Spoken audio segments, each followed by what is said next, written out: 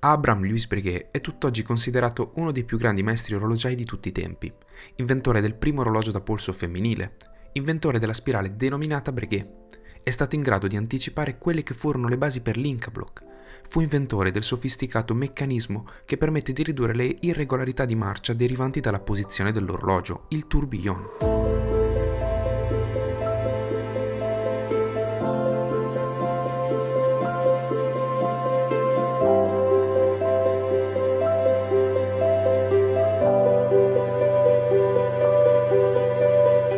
Ma forse parlare del legame tecnico di Breguet con davanti a noi un Type 20, una pietra miliare degli orologi d'aviazione, è forse sbagliato? Assolutamente no. Sin dai primi anni del Novecento, il marchio Breguet ha uno stretto legame con il mondo dell'aviazione. Il pronipote del fondatore del marchio creò nel 1907 il primo giroplano, l'antenato dell'elicottero. Negli anni successivi creò modelli di biplano e aerei passeggeri e fu uno dei cofondatori di Air France. Gli aerei Breguet furono utilizzati dalle forze militari francesi e quindi sicuramente ci furono piloti che avevano in dotazione un Breguet al polso su un aereo Breguet. All'inizio degli anni 50, il Ministero della Difesa francese stabilì la necessità di fornire ai piloti di aerei, insieme a tutto l'equipaggiamento, un segnatempo in grado di aiutare durante le missioni. I requisiti tecnici erano elevati e Breguet non si fece scappare l'occasione di dimostrare le sue grandi qualità costruttive. E nei primi anni 50 iniziò a produrre i primi prototipi di Type 20 e nel 1954 iniziò la vera produzione. La caratteristica tecnica peculiare di questi segnatempo, che non solo Breguet creò per il Ministero della Difesa, era la cosiddetta funzione cronografica flyback. Ma perché era così necessario creare un cronografo con questa funzione? Prima dell'avvento dei computer di bordo, la misurazione del tempo era fondamentale per i piloti.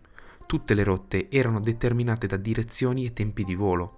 Avere quindi un cronografo che permette di risparmiare secondi era fondamentale, rendeva tutto più preciso e permetteva inoltre di misurare più velocemente diversi intervalli di tempo. Sembra una banalità, ma dover utilizzare start, stop, reset e di nuovo start era un'operazione lunga e spesso poteva distrarre addirittura i piloti durante le manovre. Avere invece tutto questo premendo semplicemente il tasto ad ore 4 cambiò radicalmente l'esperienza di volo e la precisione delle coordinate ottenute. Ci furono altre caratteristiche tecniche che il ministero richiese ai vari marchi dell'epoca, come quella di avere un quadrante nero, la presenza di almeno un subcontatore in grado di contare fino a 30 minuti, un diametro di circa 38 mm, una precisione che doveva rientrare negli 8 secondi al giorno e una riserva di carica di almeno 35 ore. Il calibro che animava questi fantastici cronografi era molto spesso il Vajou 222, una versione modificata del 22, che prevedeva l'aggiunta della funzione flyback. A partire dagli anni 70 la produzione cambiò e ci fu la seconda versione del Type 20, con differenze sostanziali dal punto di vista estetico. Vi era infatti una lunetta nera, una cassa lucida, un diametro maggiore e un quadrante opaco. Tantissime case fecero questi tipi di segnatempo e le quotazioni odierne vedono proprio questi modelli come i più apprezzati e ricercati, tanto da richiamare spesso riedizioni di questi modelli storici. Dopo la grande rivoluzione del quarzo arriviamo a noi, con Breguet che presenta questa versione del Type 20, la terza generazione. Il richiamo alla prima serie è molto evidente, tanto da poter paragonare in quasi tutto i due orologi. Breguet ha deciso di offrire con questa terza edizione lo stile e la filosofia della prima serie, offrendo al meglio la qualità tecnica ed estetica che solo una maison come Breguet riesce ad ottenere. Ma perché questo orologio non viene considerato nonostante la grande storia e raffinatezza tecnica? Breguet viene visto sicuramente come uno dei marchi più importanti e generalmente offre prodotti più eleganti e molto più sofisticati di quello che vi sto mostrando oggi. Con la referenza in questione però, la 3820, si ha la possibilità di avere un Breguet cronografo con la funzione flyback ricco di storia e molto bello esteticamente, ad un prezzo relativamente accessibile. Un cronografo di ispirazione vintage sicuramente diverso dai classici che vediamo ultimamente, molto diverso, con una filosofia però che non cambia, con il forte richiamo al passato senza snaturare le sue radici, quindi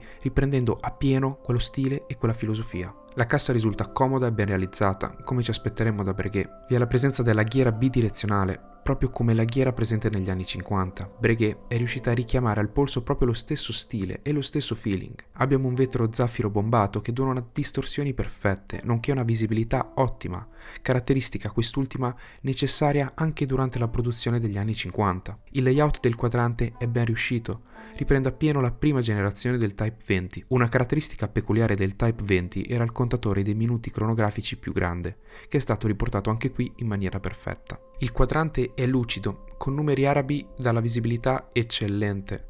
Il logo Breguet è qualcosa di fantastico da avere al polso, si sente tutto il fascino di indossare un marchio così ricco di storia, di una delle maison più importanti di sempre. Niente è lasciato al caso, ogni singolo componente del quadrante è realizzato alla perfezione.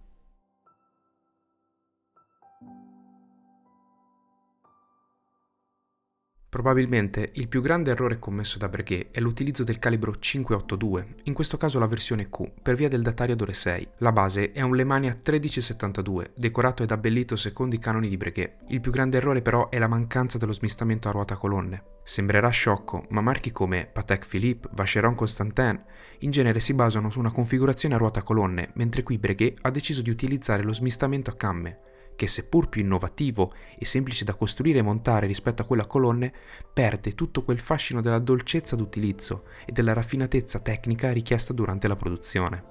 La parte cronografica però sicuramente offre tutta l'eccellenza che Breguet può offrire e la funzione flyback per un appassionato è sicuramente qualcosa di interessante da azionare e vedere, soprattutto se lo si collega al motivo storico per cui fu inserito in questi orologi. Per il mio gusto personale, Breguet è riuscita benissimo ad unire la storia e la grande tecnica che solo marchi come questo fanno. È molto ben proporzionato ed è rifinito in ogni suo singolo componente. Sicuramente la qualità si sente. Sul mercato dell'usato, infatti, potrei proporre questo orologio come alternativa ai più blasonati cronografi moderni, per via dello stile sempre molto sportivo ma pulito, dalle linee non troppo eleganti e quindi perfetto in qualsiasi contesto. Tutto quello che fece il fondatore, Abraham Louis Breguet, per i propri orologi, lo faceva per l'intero mondo dell'orologeria. Fu il genio capace di cambiare radicalmente l'utilizzo dell'orologio. La verità sta nel fatto che le invenzioni e tutte le migliorie tecniche avevano alla base lo scopo di far utilizzare con maggior sicurezza e precisione gli orologi. E il Type 20 è l'unione perfetta di un design riuscito, eterno e con quelle che sono le funzionalità dell'orologio d'aviazione. Questo segnatempo infatti ti fa realmente capire quale fosse lo scopo di avere una funzione flyback, quale fosse la funzione di avere una ghiera bidirezionale e avere una luminescenza ottimale. Breguet lavorò per poter portare al polso il vero tool watch, un vero strumento accurato e perfezionato con tecniche scoperte sopraffini, derivate da un genio della meccanica e dell'ingegneria. Molto spesso ci dimentichiamo di questo. La storia, il fascino di un segnatempo, il motivo per il quale è stato creato è il vero valore dell'orologio.